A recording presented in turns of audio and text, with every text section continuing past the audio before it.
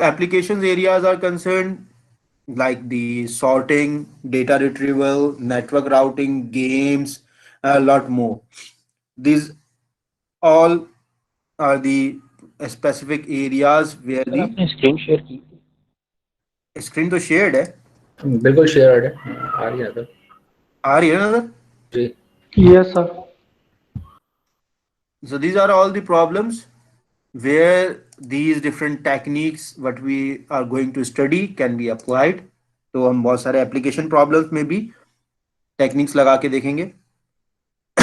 जैसे एक बहुत इंपॉर्टेंट एप्लीकेशन एरिया है जो कि हफमैन इनकोडिंग का एरिया है, which comes under the greedy method. Greedy method जब पढ़ते हैं तो उसमें हफमैन कोडिंग के एग्जांपल आती है. हफमैन कोडिंग आप लोगों ने थोड़ा बहुत उसका आइडिया होगा ना, what is Huffman coding? Sir ये मैथमेटिक्स में पढ़ा था सर हमने. नहीं, मैथमेटिक्स का पार्ट नहीं है. This is basically generating the binary codes for the occurrence of different letters in a yes sir. Given. Sir यानी अगर आपने कोई. सर कंप्रेशन मेरे ख्याल से मुझे कुछ याद पड़ रहा है, डेटा हाँ डेटा कंप्रेशन हाँ, से डेटा रिलेटेड कंप्रेशन और उसी में जो है ना वो हफमैन इनकोडिंग यूज करते हैं. सर एनकोडिंग डिकोडिंग वाले से. Encoding decoding is a different thing. कह भी सकते हैं कि इनकोडिंग डिकोडिंग कर जो सकते चीज़ हैं है, हम। लेकिन हम हफमैन कोडिंग जो है वो बेसिकली अप्लाई करते हैं data data compression, data retrieval वगैरह साइड पे. तो उसको भी थोड़ा सा हम जो है वो स्टडी करेंगे इस कोर्स में. Once we are moving towards the analysis, हम इन सब के लिए एनालाइज क्या करेंगे? We will analyse the correctness, which is basically that the input and output relation of the algorithm either is matching or not. We looked into the amount of work done, which is also known as the complexity, which is like what are the basic operations that are going to be required to perform the task in the finite amount of time, whether the task can be performed in the finite amount of time or not. What is the amount of space used, memory requirement क्या है. फिर उसके बाद correctness, amount of work done, amount of space के बाद एक और चीज आती है completeness, whether it is complete or not. फिर उसके बाद एक और चीज आती है optimal, whether it is optimal or not. These are all that we are going to look into while performing the analysis of the algorithms. So if we straighten the definition for the analysis, so what we are looking into, we are looking into the finiteness, which is the algorithm should end in finite amount of steps. ऐसा ना हो कि infinite steps पे चल रहा है. Infinite steps पे चल रहा है तो फिर वो realistic नहीं रहेगा. That's going to end up giving you or making you feel that you have written an algorithm which is going to run forever to get you the best solution. ऐसा काम तो करना नहीं है. So we have to look into the finiteness, then definiteness. Each and every instruction that are there in the algorithm must be clear, ambiguous ना हो. क्योंकि computer program है, अगर आप उसको कोई एम्बिग्यूटी देंगे तो it's not going to work because it's not a human being. You have to give each and every instruction as clear as possible. Then input output, the input should be clearly specified कि भाई input क्या है, कैसे apply होगा, कौन सा है. Output should be also be valid. It can be single or multiple, but it has to be valid. Then we looked into the effectiveness. That is like the steps that are being followed by the algorithm are sufficiently simple and basic, based on which the algorithm can perform the task in an efficient and effective manner. So these all going to come in. फिर एक बात की जाती है RAM model की. अब इसका जो मेन एसेंस है रैम मॉडल का, उसमें ये होता है कि भाई आप जो है वो एक पर्टिकुलर एल्गोरिथम लेते हैं, उसको रन करते हैं एक रैम आर्किटेक्चर वाले सिस्टम पे। किसी और ने किसी दूसरा एल्गोरिथम को लिखा, उसको भी आप उसी पर्टिकुलर रैम आर्किटेक्चर पे रन करते हैं। फिर किसी तीसरे ने भी लिखा, उसको भी आप उसी पे रन करते हैं। Why? Because this RAM model has one processor, execute one instruction at a time, each instruction takes unit time, has fix size operand and has fix size storage. You have to perform the computation in the similar environment for getting a fair comparison among the efficiency of different algorithms. एक algorithm एक ने लिखा, उसने उसको i3 में चलाया, दूसरा algorithm दूसरे ने लिखा, उसको उसने सुपर कंप्यूटर पे चला दिया। तो हो सकता है कि दूसरे वाले का एल्गोरिथम वैसे इनएफिशिएंट हो, लेकिन क्योंकि वो सुपर कंप्यूटर पे चल रहा है तो वो आपको रिजल्ट जल्दी दे दे। बट सर मतलब रैम से भी फर्क पड़ेगा ना? मतलब आपने कोरा ही कहा। हाँ, तो जब तो मैंने कहा ना कि भाई इस आर्किटेक्चर में क्या आपको कोई भी एल्गोरिथम मिल रहा है, आप फिक्स्ड साइज स्टोरेज पे उसको रन करेंगे, फिक्स्ड ऑपरेंड्स पे चलाएंगे, each instruction must have be taking unit time, execution instruction of one eight a time होगा, एक ही प्रोसेसर होगा, उस पे आप उसको रन करेंगे। तो क्या होगा फिर? Same processor same RAM. हाँ, या आप ये कर सकते हो दोनों को i3 पे चला दो, फिर देख लो कौन सा बेहतर है। सही। यानी सर एक लेकिन ही इसमें सिस्टम। ये तो है कि हार्डवेयर आप सेम रखें, बट अगेन हाँ, उसकी हार्डवेयर सेम होने के साथ साथ उसकी जो अपनी रनिंग कंडीशंस है वो भी सेम होनी चाहिए, यानी और ओएस के अलावा कोई और प्रोग्राम ना चल रहा हो, वरना तो वो भी तो असरअंदाज हाँ, तो होगा। ये भी है ना, लिखा हुआ ना execute one instruction at a time, each instruction has to take unit time. ये वही चीज है ना, has fix size of operands. जो ये चीजें लिखी वो यही है कि भाई सेम चीज होनी। एग्जीक्यूशन और सारी चीजें सेम हो, एवरीथिंग शुड बी सेम। सही। इसीलिए रैम मॉडल में हम क्या करते हैं कि हम एक पर्टिकुलर हमने सिस्टम रखा हुआ होता है, जो भी एल्गोरिथम ला रहा है उसी सिस्टम पे टेस्ट करते रन करते टेस्ट करते रन करते, फिर से पता चलता है कि भाई अच्छा भाई which one is efficient.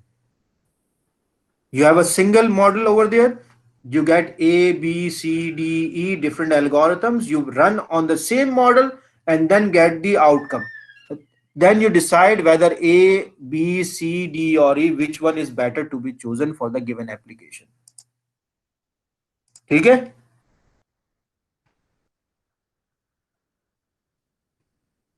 Ji sir, सही। अच्छा, कुछ क्लासिकल एग्जाम्पल है, जैसे मल्टीप्लिकेशन के एल्गोरिथम्स बहुत सारे लिखे गए। One of them is the English version, one of them is the American version, one of them is the all or receive version, and then the divide and conquer version. अब classical algorithm में American version क्या है जो हम लोग करते आए हैं कि 981 मल्टीप्लाई बाय 1 2 3 4 करना है, तो पहले 4 से सबको मल्टीप्लाई करो, उसका आंसर लिखो, यहाँ एक क्रॉस लगाओ, 3 से सबको मल्टीप्लाई करो, उसका आंसर लिखो, फिर 2 क्रॉस लगाओ, 2 से मल्टीप्लाई करो, फिर 3 क्रॉस लगाओ, 1 से मल्टीप्लाई करो। This is what we have studied in our childhood. यही वाला मेथड किया है ना जी सर, ऐसे ही किया। इसके अलावा एक दूसरा मेथड भी है, वो ये है कि भाई 1 से मल्टीप्लाई करो, यहां लिखो और 4 क्रॉस लगा दो आगे, फिर 2 से मल्टीप्लाई करो, यहां लिखो, 3 क्रॉस लगा दो आगे, नहीं 3 क्रॉस पहले लगाओ, फिर 2 क्रॉस लगाओ, फिर 1 क्रॉस लगाओ, फिर उसके बाद तो रिवर्स है उसी का। उसका रिवर्स प्रोसेस है। This is the English method, one is the American method, one is the English method. तो these are the classical techniques. दोनों में पता है कि अगर मैं बोलूंगा इसको कोड करो तो आप आराम से कोड कर सकते हो कि राइट मोस्ट लेना है या लेफ्ट मोस्ट लेना है, उसके साथ किस तरीके से मल्टीप्लिकेशन करना है। Then we come up with the a la russe algorithm. ये वो एल्गोरिथम है जो कि ये कैलकुलेशन कर रहा है based on certain logical techniques. वो क्या है कि आपके पास दो ऑपरेंड्स दिए गए थे, इनको आपने मल्टीप्लाई के ऑपरेटर से मल्टीप्लाई करना है। You have 981 and 1 2 3 4। आपने सिर्फ ये देखना है कि ये 981 जो है 2 से डिवाइड करें। अच्छा, यहाँ पे देखो 981 और 1 2 3 4 दो चीजें गिवन थी, एक को आपने लेफ्ट में लिखा, एक को आपने राइट पे लिखा। जो लेफ्ट पे लिखा गया है उसको 2 से मल्टीप्लाई 2 से डिवाइड करते जाना है, और जो राइट पे लिखा गया है उसको 2 से मल्टीप्लाई करते जाना है। यानी ये हाफ हाफ हाफ हाफ होता चला जाएगा, ये डबल डबल डबल डबल होता चला जाएगा। एक तो चीज ये हो गई। दूसरी ये हो गई कि when ever you encounter operand over here, कि जब उसको 2 से डिवाइड करें और रिमाइंडर आ जाए, जैसे 981 डिवाइड बाय 490 करूंगा तो रिमाइंडर आ जाएगा, 81 डिवाइड बाय 2 करूंगा तो रिमाइंडर आ जाएगा। तो जब भी इस तरह की चीज आएगी तो आप जो भी चीज इस राइट वाली जगह पे लिखी है उसको आगे नोट करते चले जाएंगे। जैसे 981 आया, इसको मैं 2 से डिवाइड करूंगा तो एक रिमाइंडर होगा, तो I will write this 1 2 3 4 over here. Divide किया 490 हो गया, 490 को 2 से डिवाइड करूंगा तो एग्जैक्ट 245 आएगा, इसलिए यहाँ पे 2 से मल्टीप्लाई करने के बाद जो 2468 आया था वो यहाँ मैंने नहीं लिखा। लेकिन जब मैं 245 को 2 से डिवाइड करूंगा तो अगेन एक रिमाइंडर आएगा, that's why 2468 multiplied by 2 which is 4936 is written over here. Again 122 को जब मैं 2 से डिवाइड करूंगा तो डायरेक्ट वो 61 आंसर दे देगा, that's why nothing is written over here. Similarly 61 में रिमाइंडर आएगा तो जो भी यहाँ का आंसर है वो यहाँ लिख दिया। 30 में रिमाइंडर नहीं आएगा इसलिए कुछ नहीं लिखा। 15 में आएगा तो जो भी यहाँ का आंसर है उसको आगे लिख दिया। 7 में भी आएगा तो जो आंसर है वो यहाँ लिख दिया। 3 में भी आएगा तो जो आंसर है वहां लिख दिया। 1 में भी है तो यहाँ पे लिख दिया। So this gives me the division, this gives me the multiplication, and the sum of all this is going to give me the answer for the multiplication of both. This is the Al-Arus algorithm. समझ में आ गया ये algorithm? जी sir, आ गया। है simple, सही, कुछ नहीं करना, बस आपने जो है वो देखना है कि भाई डिवाइड करने में रिमाइंडर कहाँ आ रहा है, तो जो भी इधर वाला ऑपरेटर का आंसर है वो यहाँ लिखते चले जाओ, फिर एंड में इनको सम कर लो। Simple algorithm. हाँ भाई, किसी का कोई सवाल है यहाँ पे?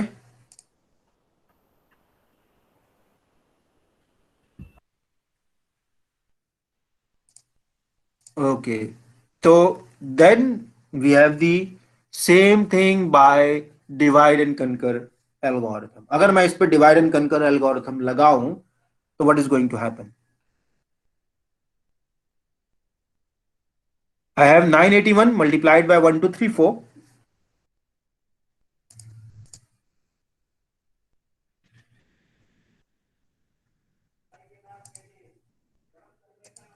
अच्छा भाई, फिर से काफी देर बाद सवाल आया, सर रिपीट कर दें। अच्छा भाई, रिपीट कर देते हैं। This is the Al-Arousse algorithm. इसमें आपके पास 981 और 1 2 3 4 है। जब मैं 981 को 2 से डिवाइड करूंगा तो मेरे पास आंसर आएगा 490 and I will get a remainder of 1। क्योंकि रिमाइंडर ऑफ 1 आएगा, that's why what is there on the other side I will record it in some array or table, कहीं पे भी रिकॉर्ड कर लूं ताकि मेरे पास वो बाद में कैलकुलेशन में आए। जो भी कैलकुलेशन में यहां आएगा उसको मैं लिखते चले जाऊंगा। अब मेरे पास दो ऑपरेटर्स है, एक 981 है, एक है 1 2 3 4। तो the first one is going to be divided by 2, the other one is going to be multiplied by 2। एक को मैं डिवाइड करते चले जाऊंगा, एक को मैं मल्टीप्लाई करते चले जाऊंगा। और जब भी मेरे पास ये कंडीशन आएगी कि whenever I am dividing by 2 I am getting a remainder, तो जो भी आगे मल्टीप्लाई होता चला जा रहा है उसका जो भी वैल्यू होगी उसको मैं आगे सेव करूंगा। 490 डिवाइड करूंगा कोई रिमाइंडर नहीं आएगा, 245 करूंगा तो रिमाइंडर आ जाएगा, इसलिए इसके साथ जो चीज लिखी गई थी 4936 वो मैंने रिकॉर्ड कर ली या सेव कर ली अपने पास। इस तरीके से 122 को किया तो डायरेक्ट आंसर आ गया, इसलिए कुछ नहीं लिखा। 61 को किया तो देयर इज अ रिमाइंडर, तो that's why I recorded the value. In similar fashion आगे की भी सारी चीजें रिकॉर्ड की गई, 78976 1579 एंड ऑल दिस। जब ये सारे हो गए रिकॉर्ड तो फिर सिंपली इनको आपस में ऐड कर लिया to get the answer of this multiplication.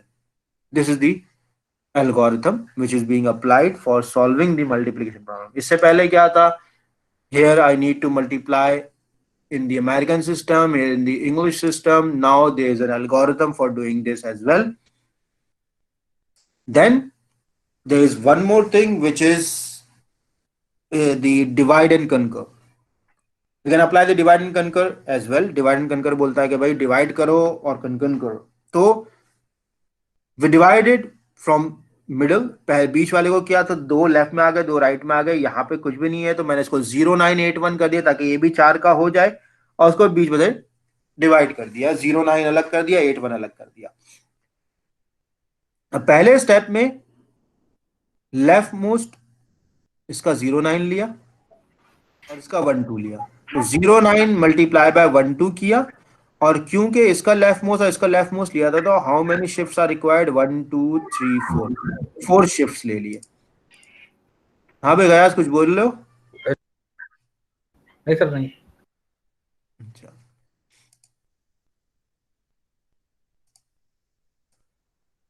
Okay. तो सबसे पहले 09 और 12 अगर लिया है तो आपने दोनों के यूनिट और टेंस वाली वैल्यूज छोड़ दी है. यहाँ से 34, यहाँ से 81 छोड़ा है. That's why I have a shift of 4. तो 9 मल्टीप्लाई बाय 12 का जो भी आंसर आया उसको 4 शिफ्ट दे दिए. 1 2 3 4 शिफ्ट देके ये आंसर लिख लिया 108. उसके बाद मैंने यहां से 09 लिया और यहां से 34 लिया. तो यहाँ पे कोई शिफ्ट नहीं है, यहाँ पे 2 का शिफ्ट है. तो 09 multiply by 34 and have a shift of 2. 9 को 34 से मल्टीप्लाई किया, 2 का शिफ्ट दिया, जो भी आंसर आया उसको 2 शिफ्ट के साथ लिख लिया.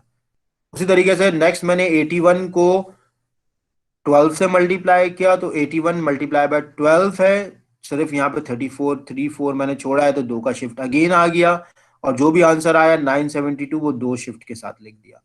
एंड फाइनली 81 और 34 को मल्टीप्लाई किया, क्योंकि दोनों के लीस्ट सिग्निफिकेंस को किया है तो उसमें 0 का शिफ्ट होगा, और मैंने ये आंसर लिख लिया. अब ये चारों जब आ गए तो मैंने इनको एज इट इज ऐड कर देना. जैसे यहाँ पे कुछ भी नहीं है, शिफ्ट्स हुए 4 आ गया. यहाँ पे शिफ्ट्स के साथ सिर्फ 5 है, 5 आ गया. यहाँ पे शिफ्ट्स के साथ है 6 2 7, तो वो 6 एंड 2 8, 8 एंड 7 15, 15 का 5 आया, कैरी 1 हो गया. तो इस तरीके से 8 0 9 2 ऐड करेंगे तो वो 20 हो गए. 20 का 0 कैरी 2 आ गया. इस तरीके से 2 0 एंड ऑल थिंग ऐड करें 2 आएगा, फिर फाइनली 1 ऐड किया तो ये 1 2 1 0 5 5 4. देखा जाए तो सारे मेथड 1 2 1 0 5 5 4 ही दे रहे हैं. We have looked into all the method. Multiplication भी हमने डिवाइड एंड कंकर से भी देख लिया, ऑल से भी देख लिया, क्लासिकल मेथड से भी देख लिया. अब आप लोगों से मेरा एक सवाल है, वो ये है कि भाई ये बताएं which one of the 4 is the better one. इस पर आप थोड़ा सा सोचे. थोड़ा सर ये तो नंबर ऑफ उस पर डिपेंड करेगा. मतलब अगर कम नंबर है तो यही वाला बेटर है. मतलब जितना ज्यादा आपका डेटा होगा, जितनी बड़ी मल्टीप्लिकेशन है, तो उस वक्त निकाल सकते हैं इसको कि हाँ कौन सा बेटर है, एनालाइज कैसे करेंगे, इस बारे में थोड़ा सा सोचे. थोड़ा सा ब्रेक लेते हैं 5-7 मिनट का, मैं भी पानी पी लूं. सही. आप लोग भी, मैं गला खुश्क हो गया, काफी देर से बोल रहा हूँ, पानी वानी पी के आता हूँ. जब तक 5-7 मिनट का ब्रेक लेते हैं आप लोग इस पे सोचे. हाँ ये भी सोचे कि भाई कौन सा बेटर है. अगर बेटर हम बोल रहे हैं तो हम ये किस बेसिस पे बोल सकते हैं कि ये बेटर है. This is what is going to be the topic of debate after this break. ठीक है. ठीक है, इस बारे में सोचे.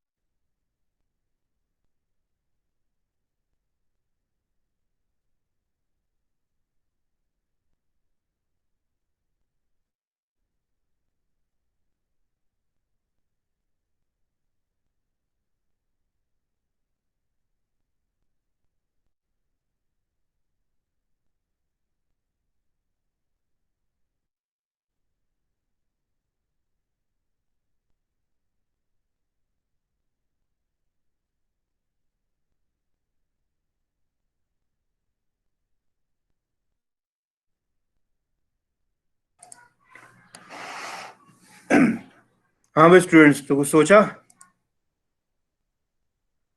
सर अगर एल्गोज की बात की जाए, लाइक जो डिफरेंस है सब बेसिकली, एक तो जो मुझे चीज समझ में आई, एक तो आपकी ह्यूमन ह्यूमन क्या कहती है, लाइक फॉर एग्जांपल हमारे लिए क्या इजी है, लाइक अमेरिकन जो लाइक हमारे लिए बड़ा इजी है, we are use to it for example, but it depends के like because we are use to it, so we can easily do it, but the point is that for the most of people, if they are doing from English matter, they are very easy for it, they can do it like easily. So it depends upon the nature, like how because we are used to American standards, so we can do it easily. So for me it's American. As far as the computation is considered, क्योंकि हम तो algorithms की बात कर रहे हैं ना, we are looking Yes. at the algorithm and the algorithms are going to be solved by the computer. Computation के हिसाब से which one is better? So divide and conquer is better. Divide and conquer is better in respect to the computing method. जो इन दोनों techniques में क्या हो रहा है, we are multiplying 1 by 981, 2 by multiplication ज्यादा है, 3 by 981, 4 by 981. यहाँ पे क्या हो रहा है, 1 by 981, 2 by 981, 3 by 981, 4 by 981.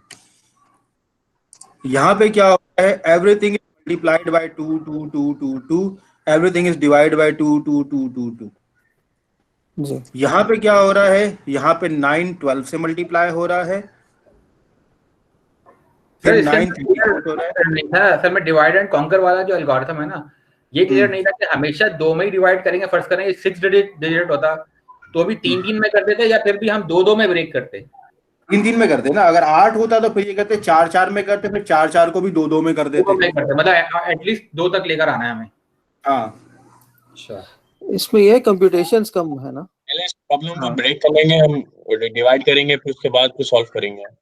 हाँ, डिवाइड एंड कनकर में तो यही ना कि डिवाइड करो फिर उसको कनकर करो. These are different techniques. हमें हर चीज को देखा कि भाई ये बिकॉज कि हम ये करते आ रहे हैं तो हमारे लिए बेहतर है. ये कंप्यूटर एल्गोरिथम है, इसके अंदर देखा जाए तो सिर्फ 2 से मल्टीप्लाई हो रहा है, 2 से डिवाइड हो रहा है, which is easier task for a computer to do rather than doing a multiplication by 2 and 3 and 4. Here the multiplications are only on 2 bits.